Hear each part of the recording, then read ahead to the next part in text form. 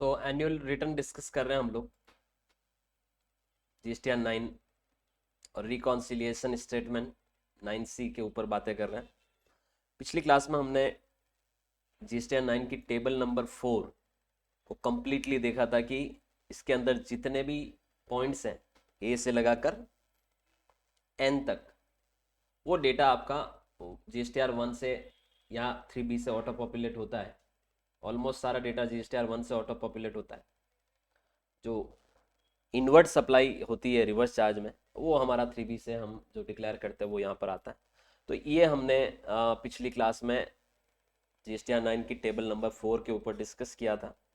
चलिए आज हम लोग आगे बढ़ते हैं और भी चीज़ें डिस्कस करते हैं। तो उसमें टेबल नंबर 5 देखिए, 4 और 5 में जो फ़र्क है वो मैं बताता हूँ।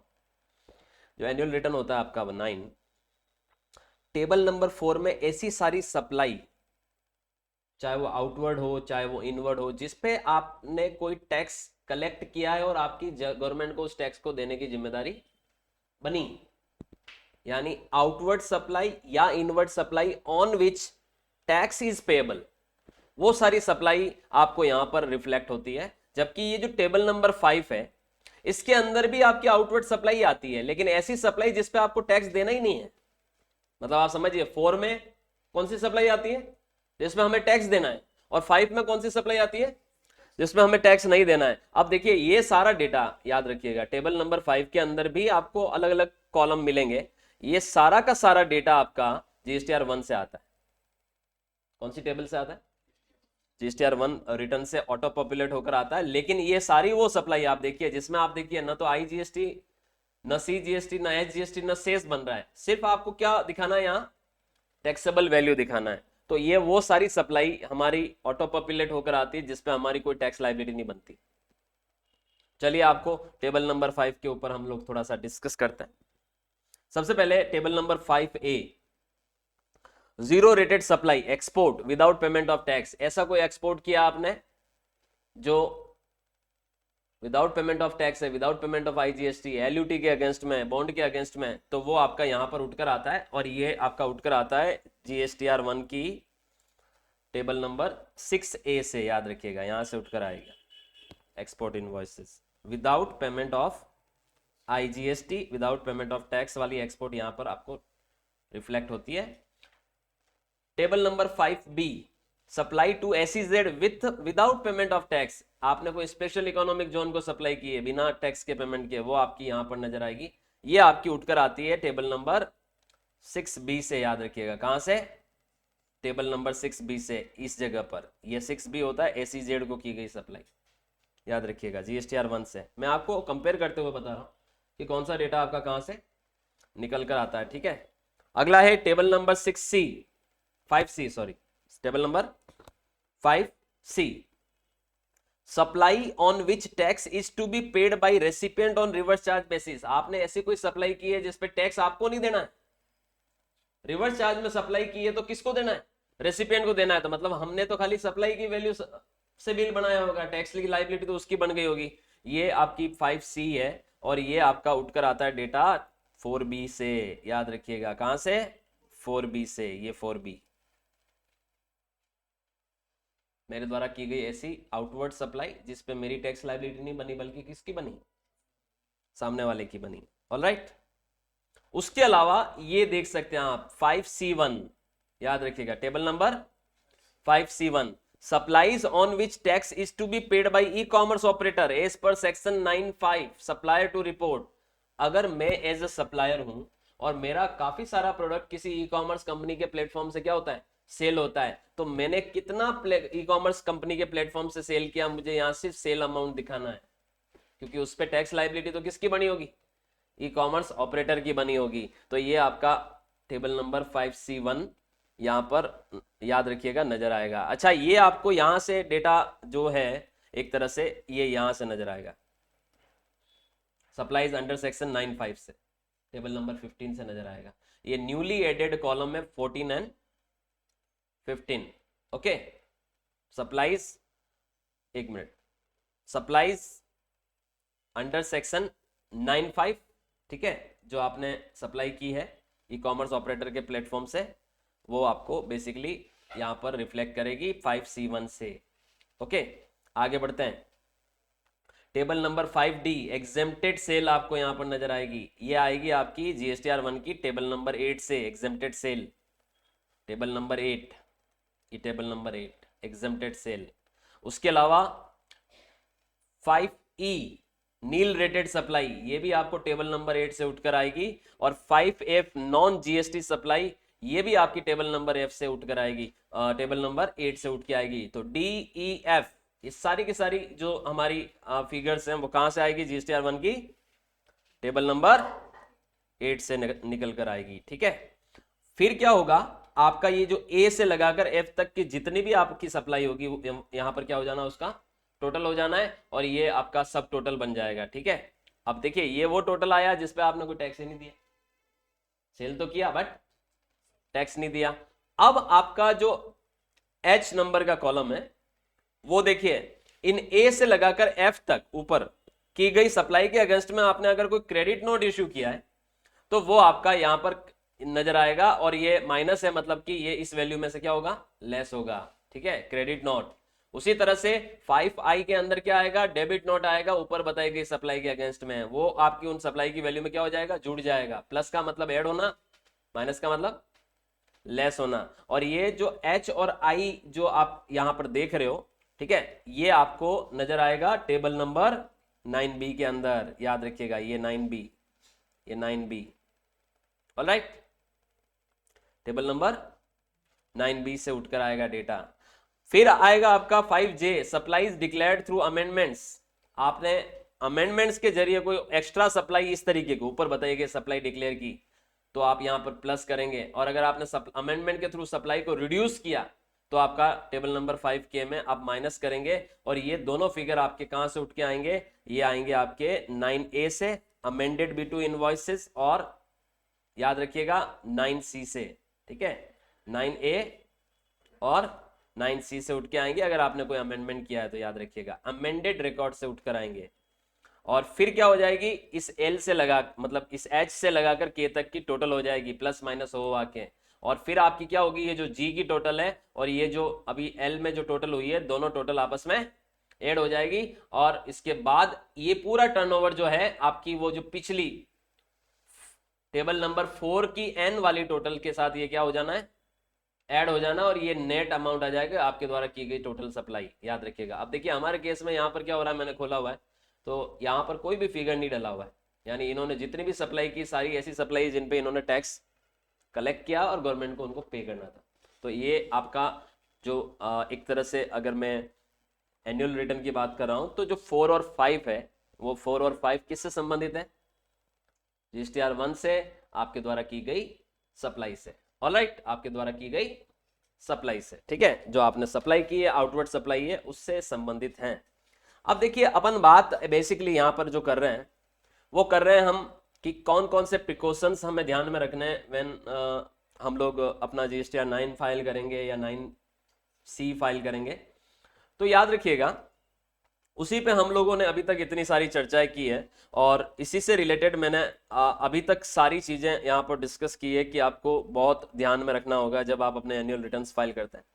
हमने ये भी डिस्कस किया है कि एनुअल रिटर्न फाइल किन लोगों को करना है। हमने ये भी डिस्कस किया है कि जो आपका डेटा निकल कर आएगा वो कहाँ से निकल कर आएगा, कौन से रिटर्न में। ओके, और उसके अलावा हमने ये भी देखा है कि जो आपका एनुअल रिटर्न होता है वो आपका हमेशा पेन टर्नओवर पर डिपेंड करती है आपकी, कि आपको एनुअल रिटर्न फाइल करना नहीं करना। तो अगर आपका पेन का टर्नओवर अगर 2 करोड़ से ज्यादा है तो इट मीन्स आपको अपने GST जितने भी उस पेन के ऊपर GST नंबर ले रखे होंगे, मल्टीपल GST नंबर हैं, सबके लिए अपना ITR, सबके लिए अपना एनुअल रिटर्न फाइल करना होगा। ठीक है, उसके अलावा मैंने आपको लास्ट क्लास में ये भी बताया था कि हमें सिर्फ अपना अपने पीरियोडिक रिटर्न्स नहीं देखने हैं, बल्कि हमें पीरियोडिक रिटर्न्स के साथ साथ यानी 1 और 3B के साथ साथ अपनी ब्रांचेस के बीच में हुए ट्रांजैक्शंस को भी चेक करना है, इनकम टैक्स टर्नओवर को भी चेक करना है, अपनी बुक्स को भी चेक करना है।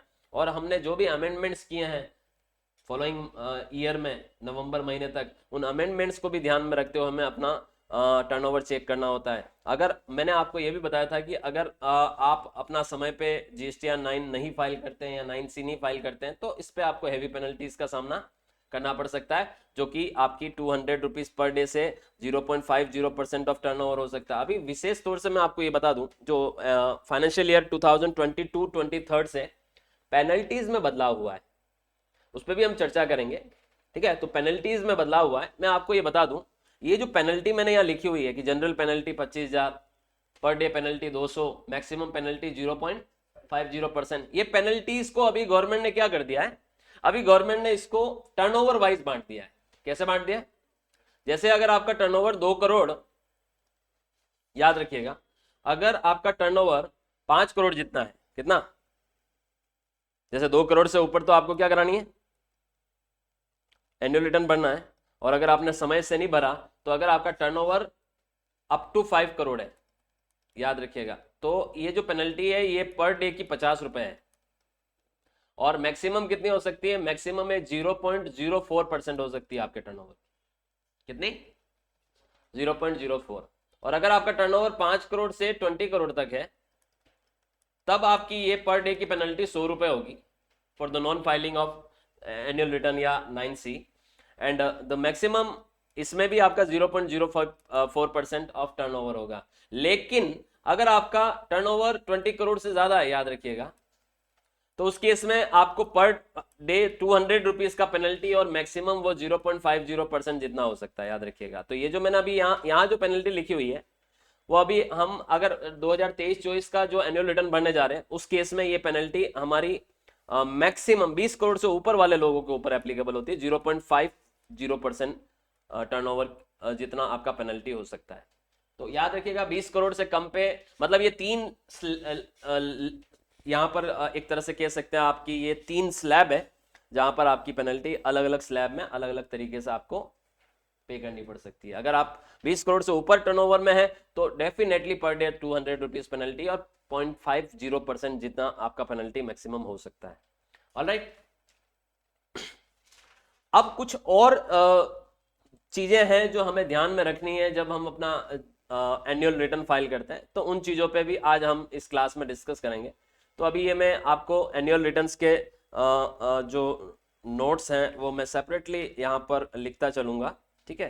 तो अभी हम डिस्कस करते हैं, there are some more important rules regarding GST annual returns and GST reconciliation.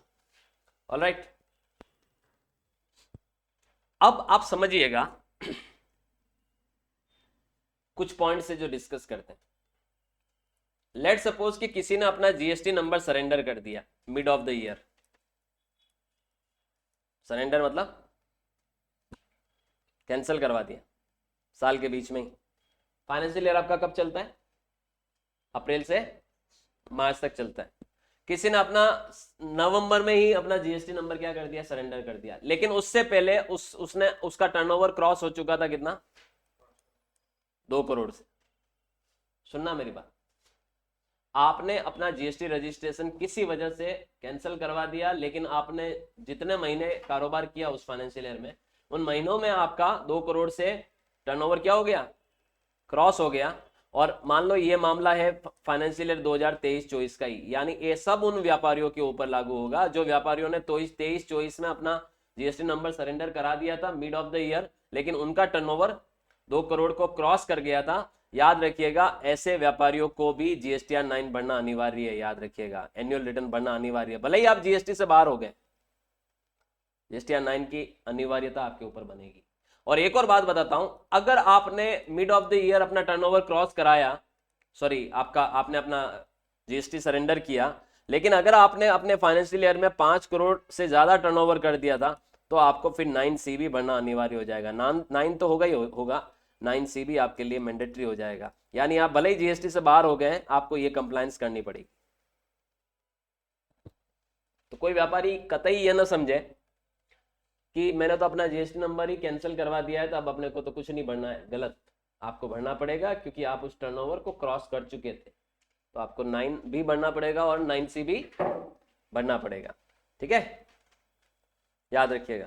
तो सर अगर हमने अपना जीएसटी नंबर कैंसिल करवा दिया या सरेंडर कर दिया तो फिर हम 9 या 9C कैसे भरेंगे? भैया आपकी आईडी एक्टिव ही रहेगी, आप आईडी में जाके लॉगिन करके ये चीजें कर पाएंगे, ध्यान देना, ठीक है। पीरियोडिक रिटर्न आपके ऑफ हो जाएंगे उसके बाद, लेकिन आपको एनुअल रिटर्न तो फाइल करने पड़ेंगे। ऑलराइट, एक बात और बता दूं कि कभी भी ध्यान देना, जब कोई व्यक्ति अपना जीएसटी सरेंडर करता है या करवाता है तो फिर उसको एक रिटर्न फाइल करना पड़ता है जिसको हम कहते हैं फाइनल रिटर्न। क्या कहते हैं? Final return. याद रखिएगा, आप अपना एनुअल रिटर्न भरने जा रहे हैं जीएसटी सरेंडर करने के बावजूद भी, तो आप ये जरूर इंश्योर कर लें कि आपने अपना फाइनल रिटर्न भरा हो, जिसे कहते हैं हम जीएसटीआर 10। क्या कहते हैं? याद रखिएगा, जो व्यापारी जीएसटी से बाहर निकलता है, जो अपना जीएसटी रजिस्ट्रेशन नंबर क्या करवाता है, कैंसिल करवाता है, उसको कैंसिल करवाने के तुरंत बाद क्या भरना पड़ता है, अपना फाइनल रिटर्न भरना होता है, जिसे जीएसटीआर 10 कहते हैं। जीएसटीआर 10 भरोगे तभी जाके आप 9 या 9C भर पाओगे, अगर कैंसिल करवा चुके हो तो। ऑलराइट, एक और बात बताता हूं, अगर आप अपना एनुअल रिटर्न भरने जा रहे हो जीएसटीआर 9, तो आप ये इंश्योर कर लें कि उस फाइनेंशियल ईयर में आपने अपना जीएसटीआर 1 और जीएसटीआर 3 भी सारे फाइल कर लिए हो। अगर आपके कोई 1 या 3 भी पेंडिंग है तो आप एनुअल रिटर्न नहीं भर सकते हैं, ये फाइल्ड होने चाहिए कंप्लीटली, एटलीस्ट उस फाइनेंशियल ईयर के तो फाइल्ड होने चाहिए जिसका आप क्या भरने जा रहे हो, जिसका क्या भरने जा रहे हो, एनुअल रिटर्न भरने जा रहे हो। समझ रहे? जैसे अभी मान लो ये 31 दिसंबर तक मुझे वर्ष 2023-24 फाइनेंशियल ईयर का क्या भरना है, एनुअल रिटर्न भरना है, तो मेरे को ये इंश्योर कर लेना है कि मुझे वर्ष 2023-24 के सारे जीएसटीआर 1 और 3 भी फाइल हो चुके हो, कोई भी पेंडिंग नहीं रहना चाहिए। ऑलराइट, एक और चीज बताता हूं, आप अगर जीएसटीआर 9 भरते वक्त ज्यादातर डेटा आपका ऑटो पॉपुलेट होके आता है, कहीं ना कहीं से आता है, आपके पीरियोडिक रिटर्न से ज्यादातर डेटा ऑटो पॉपुलेट होकर आता है। जैसे कि हमने 2 टेबल भी देखी है, जीएसटीआर 1 से वो डेटा उठकर आता है 4 और 5 में। तो ऑटो पॉपुलेटेड जो फिगर होता है उनमें आप बदलाव कर सकते हो, इसीलिए तो भरवाया जा रहा है आपसे 9। तो आप ऑटो पॉपुलेटेड फिगर को क्या कर सकते हो, चेंज कर सकते हो, लेकिन ये जो चेंज है वो आप सिर्फ 20% प्लस या माइनस कर सकते हो, है ना। 20% वैल्यू को प्लस माइनस कर सकते हो। अगर आप उससे ज्यादा प्लस या माइनस करते हो तो फिर आपका वो जो फिगर है वो हाईलाइट हो जाएगा रेड कलर में, याद रखिएगा। तो वो इंडिकेशन है कि आपने बहुत ज्यादा वैल्यू में क्या किया है, बदलाव किया है। ये हम ऑलरेडी डिस्कस कर चुके हैं। एक और बात बता देता हूं, जीएसटीआर 9 अगर आपने एक बार भर दिया तो फिर आपको वापस मौका नहीं मिलेगा दोबारा भरने का, यानी it can't be revised, it can not be revised. आप जीएसटीआर 9 को वापस से रिवाइज नहीं कर सकते। जीएसटी में वैसे भी मैं बता दूं, जीएसटी में कोई भी रिटर्न रिवाइज नहीं होते, भर दिए सो भर दिए। लेकिन अभी वर्तमान में जीएसटी डिपार्टमेंट ने क्या किया है, वर्तमान में जीएसटी डिपार्टमेंट ने जीएसटीआर 1 को रिवाइज करने का ऑप्शन दिया है 1A के रूप में, लेकिन जीएसटीआर 9 एनुअल रिटर्न है उसको आप रिवाइज नहीं कर सकते। और एक और बात बता देता हूं कि जो जीएसटीआर 9 भरते हैं उसके बाद हमें 9C भरना होता है। तो जीएसटीआर 9C रिकॉन्सिलिएशन अपनी बुक्स का, ये आप तभी भर सकते हो जब आपने 9 भरा हो, यानी जिसने 9 भरा होगा वही 9C भर सकता है। 9 नहीं भरा है तो 9C नहीं भर सकते हैं, तो पहले 9 भरना होगा फिर 9C भरना होगा। तो 9 अगर फाइल्ड है तो ही आप 9C की तरफ जा सकते हो, अन्यथा आप 9C पहले नहीं भर सकते। ऑलराइट, उसके अलावा मैं बता दूं कि अगर आपकी बहुत सारी ब्रांचेज हैं, याद रखिएगा, ठीक है, अगर किसी कंपनी की मल्टी ब्रांचेज हैं तो फिर आप याद रखिएगा, अगर आपकी सारी ब्रांचेस का टर्नओवर 2 करोड़ 5 करोड़ से ज्यादा है तो आपको अपनी सारी ब्रांचेस के लिए सेपरेटली क्या भरने पड़ेंगे, जीएसटीआर 9 और जीएसटीआर 9C भरने पड़ेंगे। ये मैं पहले भी बता चुका हूं, सेपरेटली फाइल करने होंगे, ब्रांच वाइज आपको ये फाइल करने होंगे, ध्यान देना, ठीक है। तो भले ही वो इंडिविजुअल ब्रांच का टर्नओवर आपका कम ही क्यों ना हो, अगर किसी ब्रांच का आपका 10 लाख का भी टर्नओवर है तो आपको उसके लिए 9 और 9C भरने होंगे, क्योंकि आपके पेन नंबर की जो टर्नओवर है आपकी पेन की जो टर्नओवर है वो उस लिमिट को क्या कर चुकी है, क्रॉस कर चुकी है, जिसमें आपको 9 या 9C भरने होते हैं।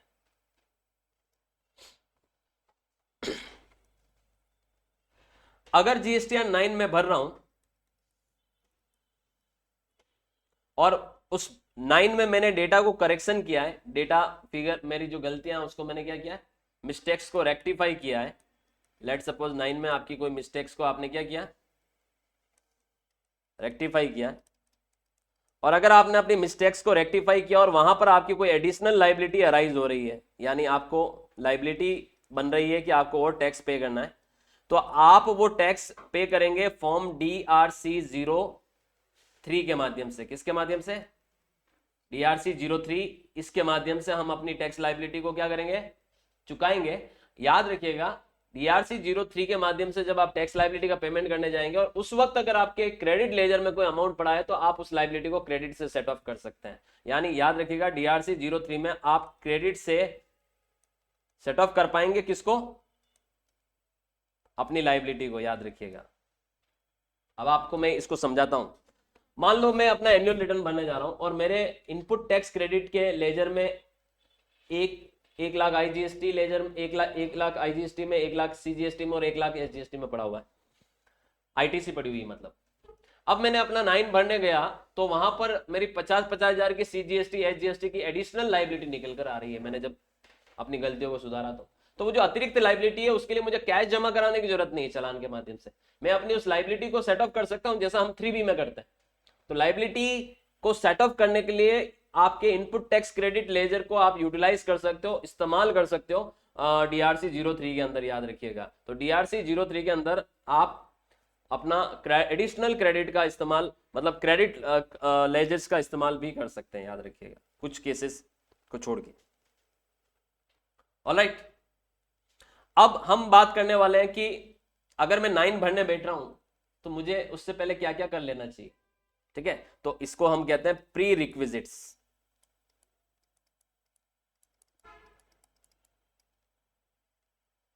फॉर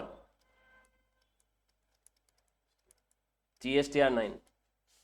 क्या क्या आपको करना चाहिए, कोई भी, अब 9 एक महत्वपूर्ण रिटर्न है तो आपको इसको भरने बैठने के वक्त आपको क्या क्या चीजों को कर लेना चाहिए। तो देखिए, एक चीज मैं आपको बता दूं, आप जब 9 भरने जा रहे हो, ऑब्वियस सी बात है 2 करोड़ से ऊपर टर्नओवर है, और अगर 2 करोड़ से ऊपर टर्नओवर है तो आपने इनकम टैक्स में भी क्या कराई होगी, ऑडिट कराई होगी। तो फर्स्ट ऑफ ऑल तो आपको आपको आपकी जो ऑडिटेड फाइनेंशियल स्टेटमेंट है वो लेके बैठना है, क्योंकि ऑडिट तो आपकी सितंबर अक्टूबर में ही हो गई होगी, है ना, पिछले साल की इनकम टैक्स की ऑडिट, टैक्स ऑडिट। तो ऑडिटेड फाइनेंशियल स्टेटमेंट आप लेके बैठे जब आप क्या कर रहे हैं, अपना एनुअल रिटर्न फाइल कर रहे हैं GST में। साथ में सारे नोट्स, सारे स्केड्यूल, सारे ग्रुपिंग, सारे सेगमेंट रिपोर्ट्स, सब कुछ आपको लेके बैठना जो कि एक एंटिटी से बिलोंग करता है। दूसरी चीज, आपको, आप अगर मल्टी ब्रांच में है तो आपको आपके ब्रांच वाइज फाइनेंशियल स्टेटमेंट लेके बैठना है, यानी बाइफ्रिकेट करना है, बाइफरकेटेड करना है, bifurcated branch wise financial statement. अगर मल्टी ब्रांच बिजनेस है आपका तो आपको हर ब्रांच के फाइनेंशियल स्टेटमेंट अलग अलग लेके बैठना है। याद रखिएगा, कंबाइन कंपनी के फाइनेंशियल स्टेटमेंट तो आप रखोगे जो ऑडिटेड स्टेटमेंट होंगे, ब्रांच वाइज फाइनेंशियल स्टेटमेंट भी लेके बैठना है जब आप 9 भरने जा रहे हैं। तब आपके इनकम टैक्स रिटर्न्स, ITRs, साथ ही साथ में फॉर्म 26AS की कॉपी आपको लेके बैठना उस फाइनेंशियल ईयर की। उसके अलावा आपकी प्रॉपर बुक्स ऑफ अकाउंट्स, पूरी books of accounts,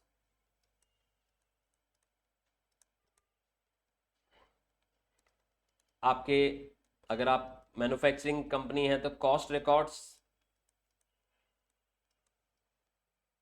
corporate records,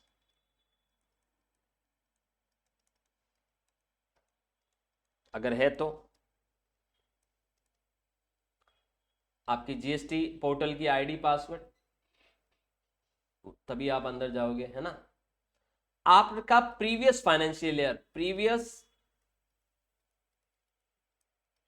financial year का एनुअल रिटर्न, याद रखिएगा। जैसे अगर अभी अपन 23-24 की बात कर रहे हैं तो मुझे अपना प्रीवियस फाइनेंशियल ईयर का एनुअल रिटर्न लेके बैठना होगा 22-23 का।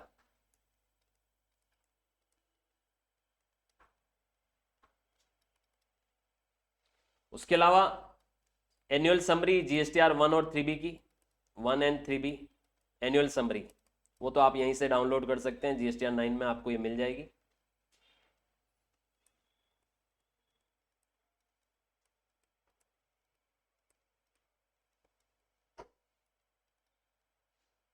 आपके इलेक्ट्रॉनिक कैश लेजर और क्रेडिट लेजर की समरी पूरे साल भर की, कि आपने कब कब कैश लेजर में पैसा डाला, कब कब लायबिलिटी सेट ऑफ किया, तो कब कब इनपुट टैक्स क्रेडिट क्लेम किया, कब उसको सेट ऑफ किया, सब कुछ। और आपके जीएसटी रिटर्न्स या जीएसटीआर 1 एंड 3B, सर आपने लिखा है ये ऊपर, हाँ जी मैंने जो ऊपर लिखा है वो उस फाइनेंशियल ईयर के लिखे हैं जिसका हम एनुअल रिटर्न बनने जा रहे हैं। अब मैं जो 1 और 3B बता रहा हूं वो आपको नेक्स्ट फाइनेंशियल ईयर के अप्रैल से लगाकर नवंबर तक के आपको लेके बैठने। सर ये इनसे क्या होगा, हो सकता है आपने प्रीवियस ईयर के कोई डेटा इनमें डिक्लेयर किए हो, तो ये आपके पास मौजूद होने चाहिए। तो ये कुछ चीजें हैं जो आपको जब अपना एनुअल रिटर्न भरने बैठते हैं तब क्या करना है, लेके बैठना है। ऑलराइट, इसके आगे हम अगली क्लास में डिस्कस करेंगे। Thank you so much.